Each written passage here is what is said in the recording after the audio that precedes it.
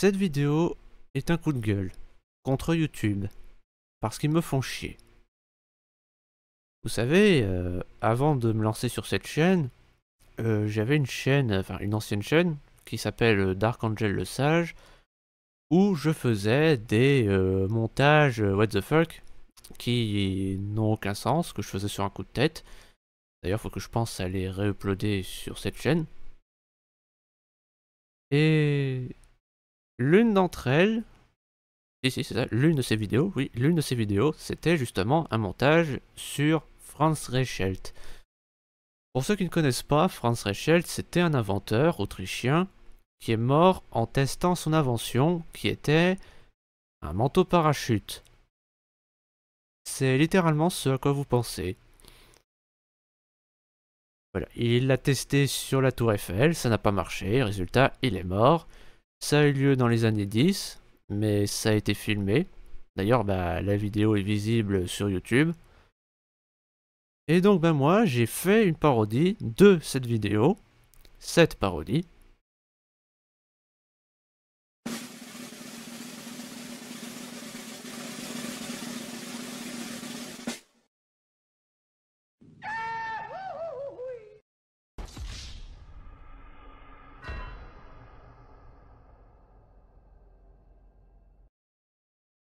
Voilà. C'était purement comique. Mais qu'est-ce qui s'est passé? Eh ben, YouTube a supprimé la vidéo. Voilà, ils l'ont supprimé. Ah oui, ils avaient aussi supprimé une compile que j'ai fait, enfin une compile de scènes de ménage que j'ai fait, qui s'appelle compile humour pas drôle, où c'était justement pour montrer des moments pas drôles de scènes de ménage. Elle avait été supprimée pour droit d'auteur, des mois après, alors qu'elle avait fait dans les 1000 vues. C'est honteux. Du coup, j'avais été obligé de la re-uploader avec un son modifié pour qu'il me lâche. Mais pour le cas de la vidéo sans Franz Reichelt, c'était encore pire.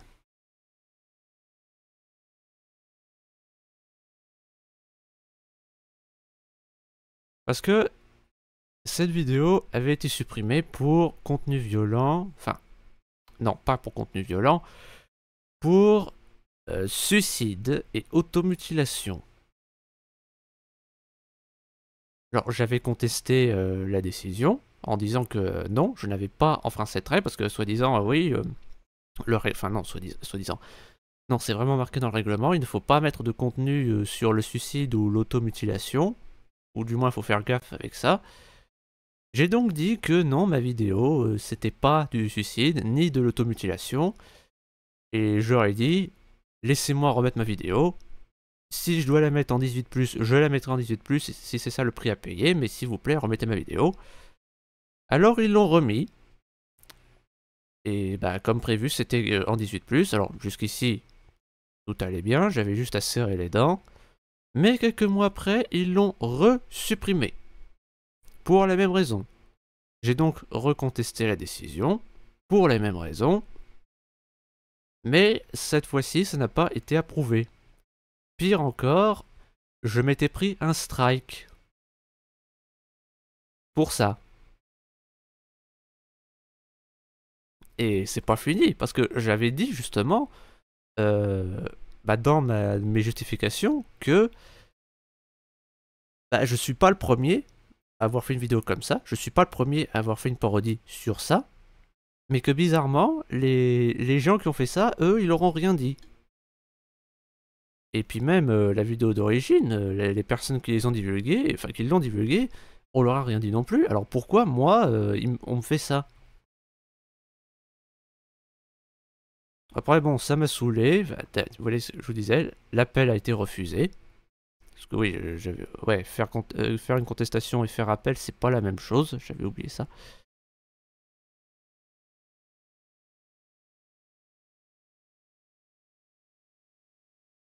Donc cette fois-ci, j'avais rajouté un petit message au début de vidéo qui dit attention, cette vidéo peut choquer les coincés du cul, ne la regardez pas si vous êtes un coincé du cul, un truc comme ça. Donc là pour l'instant, RAS. Mais il y aura une prochaine fois, c'est certain. J'aurais dû faire cette vidéo il y a un moment, mais si je la refais, enfin, si je la fais aujourd'hui, c'est que ça continue sur cette lancée, si je puis dire. Pour ceux qui me suivent, j'ai fait le premier Combuster. Et vous l'avez forcément vu, puisqu'elle a fait dans les 500 vues en 3 jours. Ouais, 500 vues en 3 jours. C'est plus que ce que je fais en 3 mois. Sur YouTube. Et sans mauvais jeu de mots, on peut vraiment dire que je l'avais pas vu venir. Mais donc oui, j'avais fait le deuxième Combuster, qui parlait des fans d'Aya Nakamura et des anti-Aya Nakamura, alors qu'à la base ça devait juste parler des fans, mais j'ai parlé des anti aussi. Et sauf qu'à la fin de la vidéo, je mets un extrait d'Aya Nakamura aux Jeux Olympiques. Vous savez, où elle chante, où elle se dandine, enfin où elle chante en playback, elle se dandine, aux côtés de la garde républicaine. Et bah le truc c'est que YouTube a supprimé ma vidéo. On est... non, c'est pas... Hop.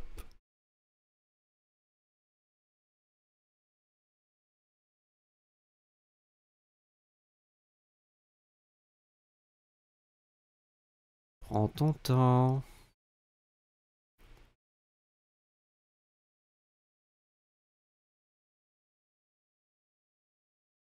Voilà, la vidéo a été... Enfin, au départ elle n'avait pas été supprimée, elle avait juste été bloquée dans le monde entier.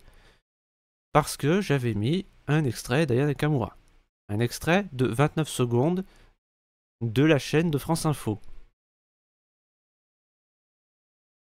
Alors bon, j'allais dire j'ai contesté la décision, mais non, je n'ai pas contesté, j'ai directement fait appel, et j'avais noté dans mes justifications que j'étais dans mon droit, parce que vous savez, c'est marqué noir sur blanc dans le règlement de YouTube que on peut mettre du contenu sous copyright si c'est de l'usage équitable, de la critique et tout. Donc j'ai fait un copier-coller du paragraphe en question, et j'avais dit, bah oui, c'est ce que j'ai fait, justement. C'est ce que j'ai fait, ma vidéo, c'était de la critique. Et aussi, comme à chaque fois que que tu me fais chier pour copyright, j'écris toujours que j'ai le droit, en vertu de l'usage équitable, du droit de courte citation, du fair use et de l'article L122-5 du Code de la propriété intellectuelle. Et j'avais dit aussi que aucune infraction n'avait été détectée parce que quand vous mettez une vidéo sur YouTube, avant qu'elle soit en ligne, il y a un bot qui analyse pour voir si il y a une infraction qui ne se limite pas au droit d'auteur, ça peut être aussi la violence et tout. Et justement, le bot avait dit qu'aucune infraction n'avait été détectée. J'ai donc dit ça, qu'aucune infraction n'avait été détectée. Et aussi que si j'ai fait, et que vu le temps que ça m'a pris de faire cette vidéo, si je l'ai fait, c'est pour que des gens regardent. C'était cette nuit, la nuit du 29 juillet. J'avais mis la vidéo aux alentours de minuit. Et j'ai reçu la notif pour dire que ma vidéo était bloquée à 1h19 du matin. L'appel a été envoyé à 1h35. Normalement, quand un appel ou une contestation est envoyé, il y a un délai de 1 semaine. Voilà, si au bout d'une semaine, les ayants droit ne disent rien, la restriction est levée. Sauf que là, ils n'ont pas attendu 1 semaine. Ils ont attendu quelques heures. Parce que j'ai reçu une autre notif à 7h09, donc ce matin. Voilà, après, bon, là, pour une fois, la décision ne venait pas de YouTube. Voilà, c'est marqué noir sur blanc. Nous avons reçu une demande de suppression pour atteinte au droit d'auteur. Blablabla. Donc non seulement ma vidéo a été supprimée, mais en prime, je me prends un avertissement ou un strike. Que ouais, si vous enfreignez les règles, enfin que vous franchissez une certaine limite en enfreignant les règles sur YouTube, vous avez un avertissement. Alors c'est temporaire, enfin, faut remplir une condition pour que l'avertissement disparaisse au bout de quelques mois, 90 jours je crois. Mais si vous en avez 3 d'un coup, bah, votre compte est supprimé. Et donc en fait là, la décision venait du Comité international olympique.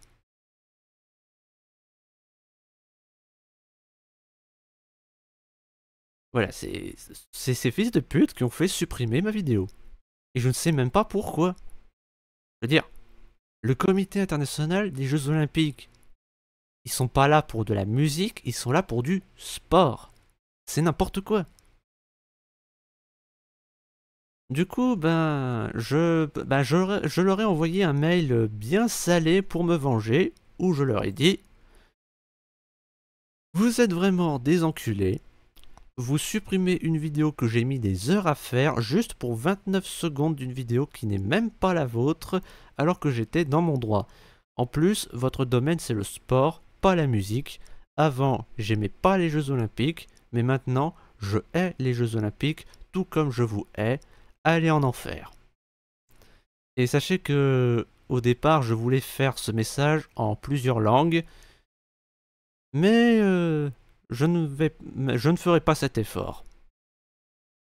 Je veux dire, ils ont fait leur jeu à la con dans mon pays, donc s'ils reçoivent mon message et qu'ils veulent comprendre ce que j'ai à leur dire, bah soit ils apprennent à parler ma langue, soit ils vont sur Google Trad, mais moi, je leur dirais pas d'aller se faire enculer en anglais ou en hébreu, en russe, enfin bref, je leur dirais pas d'aller en enfer dans une autre langue.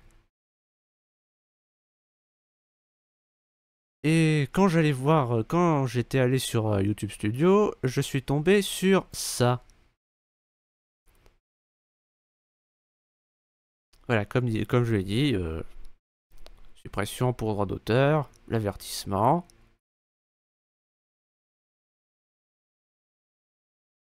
Ah, ça rame un peu. Ah, ouais. Donc l'action possible, ne rien faire, les avertissements expirent au bout de 90 jours. Ah ouais, c'est bien ce que je disais, plusieurs mois. Et c'est combien 90 jours? Si vous suivez les cours de l'école du droit d'auteur pendant cette période, vous pouvez toujours utiliser YouTube, l'avertissement ne sera pas levé si vous supprimez la vidéo. Ah bah en plus. Demandez une rétractation, vous pouvez contacter directement le demandeur et lui demander de retirer sa réclamation. Envoyez une notification de contestation si vous pensez que votre vidéo a été supprimée par erreur. Vous pouvez déposer une contestation juridique, également connue sous le nom de notification de contestation. J'ai fait appel. J'ai expliqué en quoi j'étais dans mon droit, et c'est arrivé quand même. Donc non, en fait,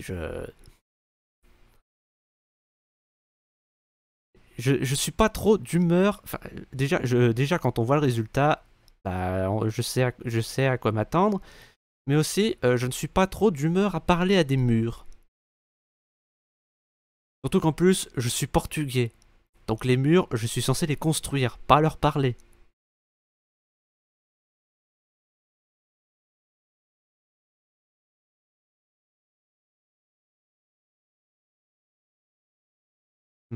Avertissement. Donc l'avertissement expire le 27 octobre. Le 27 octobre, donc ça veut dire que voilà, on est en juillet, septembre, octobre. Ah bah 90 jours, c'est 3 mois. Puis aussi, je ne pense pas que... Bah, vu que je leur ai dit d'aller se faire enculer, bah je pense pas qu'ils accepteront. Envoyer une notification de contestation. Bah j'essaye quand même, écoute.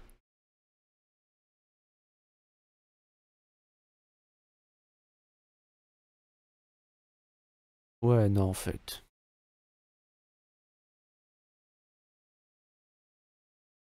On va faire ça, là, l'école du droit d'auteur. Regardez cette vidéo sur... Non, me dis pas que c'est la vidéo avec Happy Friends. Putain, c'est toujours la vidéo avec Happy Friends.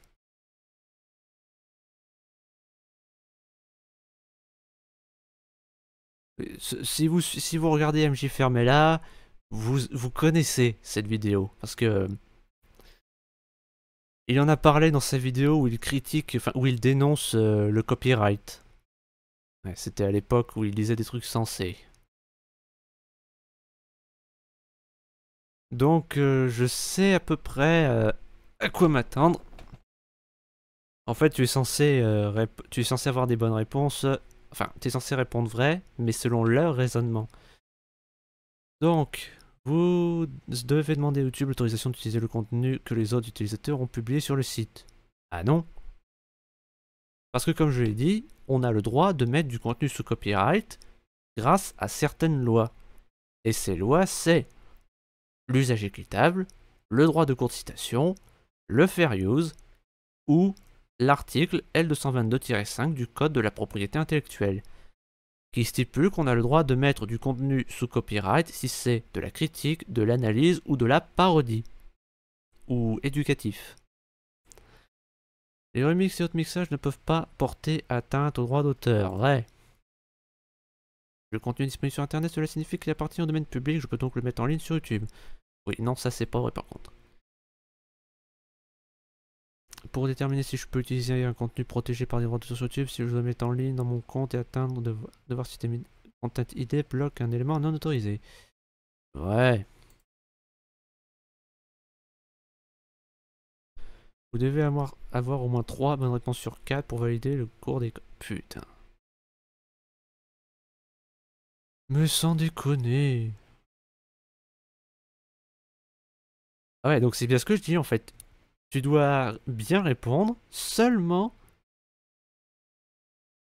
si c'est si leur réponse va dans leur sens. Ça fait un point commun avec MJ. Oh. Ah, ils ont changé la question. Pour éviter qu'un contenu ne porte atteinte au droit d'auteur, il suffit de mentionner son créateur dans la description de votre vidéo. Non, parce que ce soit sur Facebook, YouTube ou TikTok, quand vous mettez du contenu sous copyright, et ben c'est marqué ouais vous dites vous citez le nom de l'auteur ou votre vidéo n'est pas monétisée, c'est pas une raison, ça change rien. Ah ouais bah alors du coup on fait quoi, fils de pute? Surtout qu'en plus à cause de tout ça, euh, lorsque votre vidéo elle est monétisée, l'argent revient aux ayants droit. Donc c'est un peu débile cette règle. En cas d'atteinte au droit d'auteur, vous exposez dommages et intérêts, frais juridiques, clôture de compte YouTube, toutes les options ci-dessus. Bah toutes les options ci-dessus je dirais. Les éléments suivants peuvent être protégés par les droits d'auteur. Nom, lieu, visage, environnement. Lieu, ben nom et visage, oui. Toute utilisation d'un contenu protégé par les droits d'auteur sans l'autorisation du titulaire du droit d'auteur est considérée comme une atteinte à ses droits. Ils vont dire que oui. Mais quoi encore? Oh putain. Oui bah moi je veux lever cette saloperie d'avertissement. J'ai trop misé sur cette chaîne, je ne peux pas risquer de la perdre. Vous devez demander à YouTube l'autorisation d'utiliser le contenu que les autres ont publié sur le site.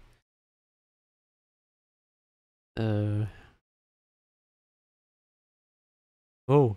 L'élément suivant est protégé par les droits d'auteur. Votre nom, votre vidéo originale, votre YouTube original, votre chat. Votre vidéo YouTube originale. L'atteinte au droit d'auteur est une infraction grave. Tout manquement à la loi peut entraîner de graves conséquences. Oh oui. C'est à cause des droits d'auteur que j'ai perdu mon compte Facebook. Et on voit bien dans les Simpsons et South Park à quel... Non, juste les Simpsons. à quel point les gens qui sont condamnés pour infraction de droit d'auteur, c'est n'importe quoi. En fait, dans l'épisode des Simpsons, Homer, il télécharge des films illégalement. Et il les fait regarder à tout Springfield dans son jardin. Le truc, c'est que c'est même pas en HD, puisque c'est des screeners de films récents au cinéma. Et quand Marge, elle le sait, elle donne de l'argent au producteur. Pire encore, elle a envoyé une lettre d'excuse. Oui, elle a dit oui, monsieur le producteur, mon mari a téléchargé vos films illégalement, mais je suis désolé, tenez, je vous donne l'argent qu'il vous a pas donné, bonne journée. Et sauf que le producteur, il a appelé le FBI, et le FBI, ils ont toute une section dédiée au copyright, justement. Mais c'est genre l'échelon le plus élevé. Genre, là, il y a ceux qui traquent la mafia ou les terroristes. Là, il y a ceux qui traquent les violeurs et les tueurs en série. Et tout en haut, ceux qui traquent les gens qui téléchargent un film illégalement. Et même le chef de la section, il fait... ouais, vous êtes ici pour arrêter les pires criminels que ce pays ait connus. Et il y en a un des agents, il fait mais moi je voulais arrêter des tueurs en série. Et le chef, direct, le regardant, il fait bah, je voulais arrêter de tueurs en série.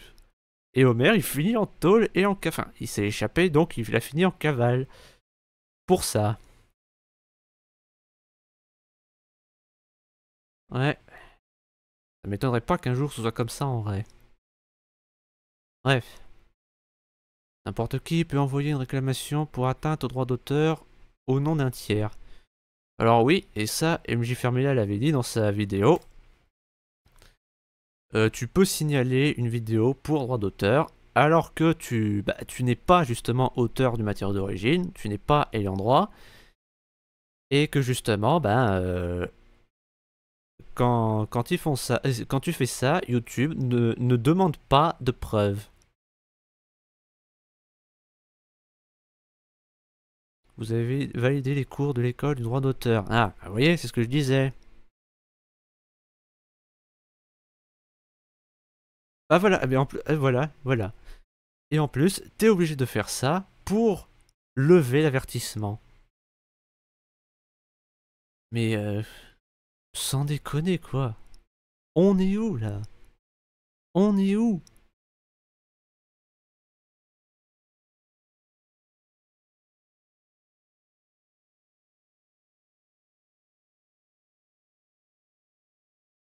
En tout cas, la vidéo, je vais la remettre. J'ai juste coupé le son du segment.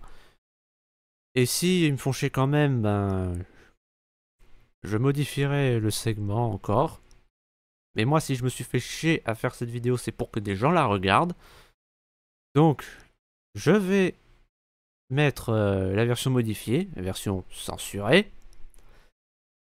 Et je mettrai l'original dans un Google Drive. Voilà. Il n'y a plus qu'à espérer que ça marche.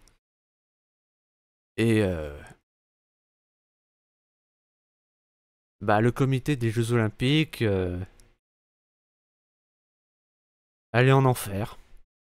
Allez vous faire enculer par des démons. Pour l'éternité. Bah voilà.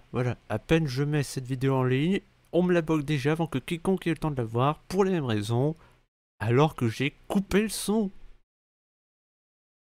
Putain! Je coupe le son d'une musique sous copyright et il bloque quand même. Putain, mais... C'est quoi l'idée? Juste la gueule d'Aya Nakamura, c'est sous copyright? Juste sa tronche, c'est une marque déposée? Moi, je suis sûr qu'ils font ça juste pour la protéger. Alors que c'est pas quelqu'un protégé. Vous connaissez le mot de la fin, hein, les Jeux Olympiques, allez vous faire enculer par des démons. Enfin, le comité international olympique, allez vous faire enculer par des démons. Mais sur la place publique de préférence, pour que tout le monde voit. Connard.